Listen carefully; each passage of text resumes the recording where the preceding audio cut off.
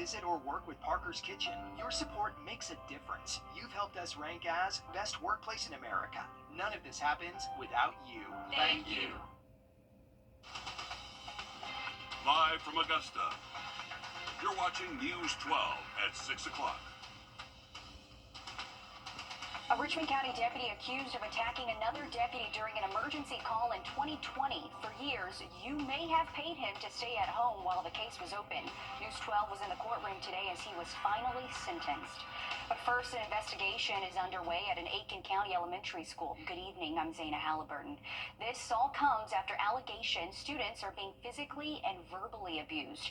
As a parent, nothing is more important to you than your child. So when an Aiken County mom and dad say their son came home with bruises, they wanted answers. And 12 on Your Side Investigates found they weren't the only one. Here's Sydney Hood. We found concerns are not over one student and not from just one parent. Allegations of abuse have been reported by a school employee.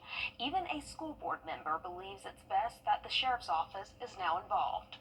Because for him, going into that school, it's the same nightmare over and over. Now Emily Satterfield and her family have reached a breaking point. Every day it was, is it going to happen again? Where is this teacher? Are they still there? And wondering, when is this going to happen again?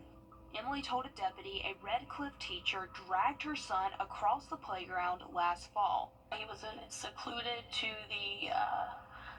the psychologist classroom. I'm not sure which classroom, but was secluded to a classroom where each time my child would run at this educator, the educator would shove him to the ground repeatedly until my child stopped. She says her son came home with red marks all over his arm and bruising on his back. 6 months later, with no answers from the school, Emily's husband takes his frustration to the Aiken County School Board. I finally received a response to that email on November 11th saying, I will look into it and I will let you know what we find upon investigation. To this date, we have received no updates. 2 other parents also told the board they wanted more communication and transparency from Red Cliff Elementary School and the school district. School board member Jim Broom's area includes Red Cliff Elementary. He says he first learned of the Satterfield's allegations at the school board meeting. So in my opinion, an independent investigation is the only thing that's going to satisfy this community, because I think if it's done internally at the district, from what I see, the community is not going to be convinced that it was done fairly. Since April's board meeting, we've uncovered a second report to the sheriff's office. A Red Cliff Elementary School employee told deputies another teacher is physically and verbally abusing children. A third report alleging a teacher abusing a student, forcing students into corners for extended periods of time, grabbing their hands by the wrist. The names of the teachers are redacted, raising questions about how many teachers and students are involved. I still worry for my kid, because on top of just being absolutely frustrated that there was physically nothing I could do in that moment for my own child. Something she told board members again Tuesday night. The Satterfields are not alone asking for transparency. And hopefully, with enough people showing up and with us continuously showing up until something is done, hopefully that will strike somebody into doing something. And we did reach out again to the school district for an update into the investigation. We haven't heard back. Superintendent Dr. Corey Murphy said at last night's board meeting he doesn't anticipate the investigation lasting through the month. An investigation we know you will stay on top of. Thanks, Sydney. We've got much more news to get to this evening, but first we're taking a quick check on your weather. Your First Alert Chief Meteorologist Riley Held joining us from the Weather Center now. And Riley, it's nice to see the sun out today, even with some clouds in the way. But the good news is better weather is ahead. That's right, Zana. Better weather ahead. Courtroom today. Thanks for that update, Meredith. Law enforcement are also supposed to be peacekeepers, and to help stay true to that title, officers in Richmond County are training in how to use non-lethal force to protect both you and themselves. Your Audrey Dickherber was at a training event today and shows us how it all works. It's all about using non-lethal tools like these to help de-escalate high-risk situations and overall keep people safe. Nobody wants to come to work and have to take a life or anything along that lines. And tools like these are meant to prevent a situation like that. It gives officers a chance to not have to use their firearms in the line of duty. And then on the flip side of that, it gives the citizens in the community of somebody that's just having the worst day of their life the ability not to have that the law enforcement has other options to help them gain compliance and overall mental health. Bringing multiple agencies to the training, some even taking part in it. All of a sudden, loud noise and a bunch of, dust. Two brothers testing it out before they could use it themselves. See, from like a suspect, like real life point of view, it would definitely catch them off guard because they would at that point be already hyperventilating or adrenaline rush. Yeah, so we were calm and it still affected us pretty bad. Making an impact long enough, but safely for both sides. For more and more of our encounters that we have today, we see where we're encountering more people that have mental health problems and different issues, and they really don't fully understand what they're doing because they don't have the mental capacity to process what's actually going on. The first step in the right direction. This just gives them an extra tool on their belt to make sure we're just saving as many lives and preventing as many injuries as possible. Reporting from the RCSO training range, Audrey Dickerver on your side. Thanks for that, Audrey. A scary situation in North Augusta after a family says a man pointed a handgun at them while they were driving down the street with their young child in the car.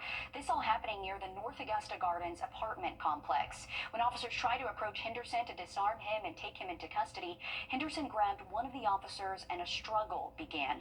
During this, the officer was able to disarm Henderson and other officers arrived to help get him into cuffs. While on the ground, officers say Henderson's resistance caused him to get cuts on his face.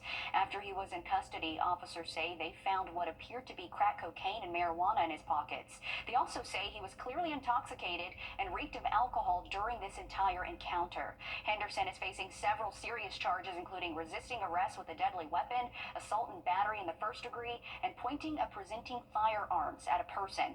On top of that, Henderson faces additional charges for having a firearm as a convicted felon. Well, for the first time all year, we're talking about the heat index reaching close to 100 degrees. That will be heading our way Friday. Going to stay pretty hot into the weekend, too. Much more for you just after a break. Time and Temp, brought to you by your First Alert weather team. George St. Entry Lawyer.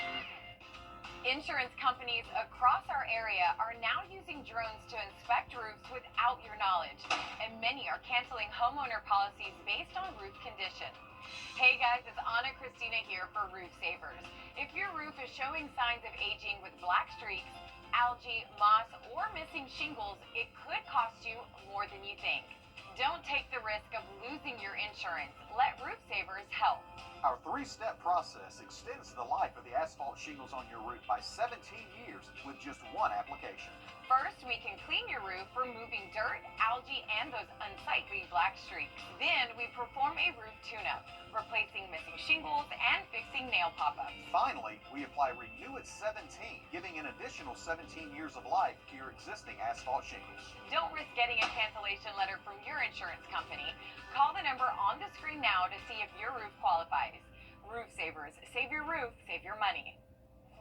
Welcome back, Info. Youth Center is reopened with a new name and even better opportunities for kids and teens. We've got the details for you coming up. First Alert Radar, powered by Jim Hudson Automotive Group. Get more. 100% of us should stay dry on Thursday, and then heading into the weekend, just bringing back very low storm chances late in the day. It's been more than 2 weeks since a shooting took the life of Columbia County Deputy Brandon Sykes and seriously injured Deputy Gavin White. Still, our community continues to impress, and this afternoon, Ziggy's Coffee donated 100% of its proceeds to the families of both deputies. The fundraiser was from 4 to 6 today, so it just wrapped up in the last 20 minutes, but we saw plenty of cars making their way through the drive-thru. Every cent they spent on drinks going right back to the families of 2 deputies who gave their all to keep us safe. Deputy Sykes was a neighbor of ours, and so, we would see his patrol car as we walked by with the kids and the dog and see his family at the pool, and, he and Deputy White are just as much members of our community as the rest of us, and we just wanted a way to give back. If you missed out on on today's fundraiser. There are more ways to give back. The family of Deputy Sykes says any donations made in his honor can go to the Tunnel to Towers Foundation.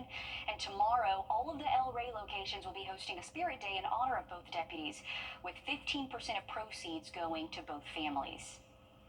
A safe place for youth in Aiken has been revamped. Community members coming together for the ribbon cutting of the Salvation Army's Red Shield Youth Center, which was formerly known as the Boys and Girls Club. The Salvation Army is finding solutions and offering more programs so that kids stay on track and reach their goals. A reopening ceremony taking place for the Red Shield Youth Center in Aiken. Captain Michael Good says they've made changes to the programming and activities there. We'll be starting a new initiative with Clemson Extension, where they will be teaching agriculture classes to children here in our facility. Children will be able to grow fruits and vegetables and sell them in a farmer's market. So really excited about that. Excited about a new reading and comprehension program that's just gotten geared up. There's some mentorship opportunities and job readiness programs starting as well. The Red Shield Youth Center is open after school with 120 kids already enrolled and about 30 that attend every day. Really, we just have a vision of bringing them a place where they can come and just be loved on. We can build on their character, mentor them, and focus on areas that they're struggling with. Captain Good says they've seen a record number of kids staying at their overnight shelter, and this youth center serves as a resource for them too. We've had more children in the last 2 months than ever before. And what's really unique is that these children are coming, they're all grade level, and so we're able to provide the Red Shield Youth Center as a bridge to our shelter. So children that are in our shelter are also able to receive the services here at the center. He says registration is open for families looking for a place for their kids to go. These children are our next individuals in government. They are our next doctors and nurses and teachers. They are the next CEOs and bankers. And so if we're not pouring in today, we won't have that tomorrow. Another resource in our area, this time for our youth. Registration is open for kids ages 6 to 18. The Red Shield Youth Center is located off Lawrence Street in Aiken. They're in need of tutors and volunteers, as well as donations of craft supplies. If you'd like to sign your child up or donate toward their scholarships for kids who go there, we have all of the information on our website, wrdw.com. A reminder for anyone who uses the Augusta Riverwalk, the popular trail is now closed for the next 2 weeks. We stopped by today to check out how the cleanup is going, because this closure is all about Hurricane Helene. Even nearly 8 months later, there's plenty of debris along the paths that's finally about to disappear. The hope is that the trail will be back open in 2 weeks during the week of the 26th. We'll keep you updated as that date approaches. We're back after this break. All right, thanks for that, Zana. 3-degree guarantee brought to you by Tub Doctor. Our forecast 84, actual high 86, so another $50 heading towards the Kevin and Brittany Kisner Foundation. Another quick look at radar on that 7-day just after the break.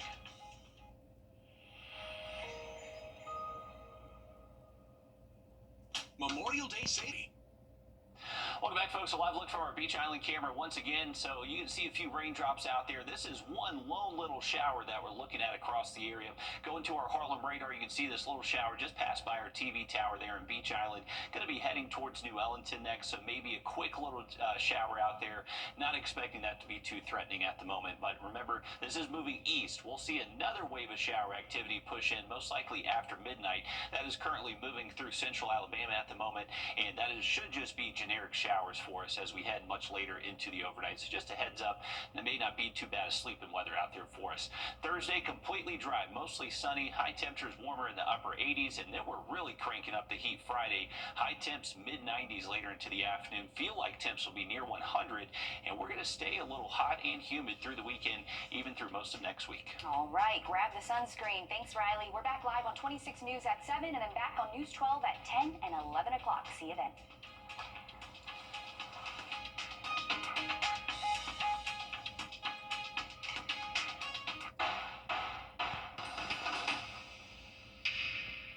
Hey guys, it's Anna Christina here for Roof Savers. It's that time of year again, the perfect time to invest in your home. And what's the most important investment for your home?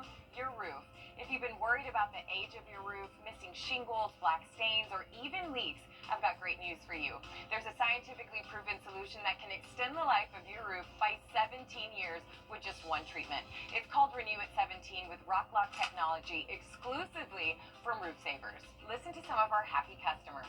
We were told that a roof replacement was $12,000 to $15,000. And then I was talking to a friend across town, and he said, "Oh no, don't do a roof. Talk to Roof Savers." So I phoned you up, and you all came over, and we decided, okay, and we did the roof. And then we had this ugly storm, and the neighbors lost shingles and lost roofs and lost everything else, and we lost nothing. This was a nasty, nasty storm. With everything we saw and everything that went around, everything that was around us, I was pretty certain that we had problems. But when I went out and walked around the house, for what I could see, I didn't climb on the roof, but I didn't see that we had any wind damage whatsoever, none. I don't generally comment on anything because I just don't. But I felt so good, and Carol and I talked about it, that this job was so incredible that we had to say thanks. Roof Savers, save your roof, save your money. What's for dinner?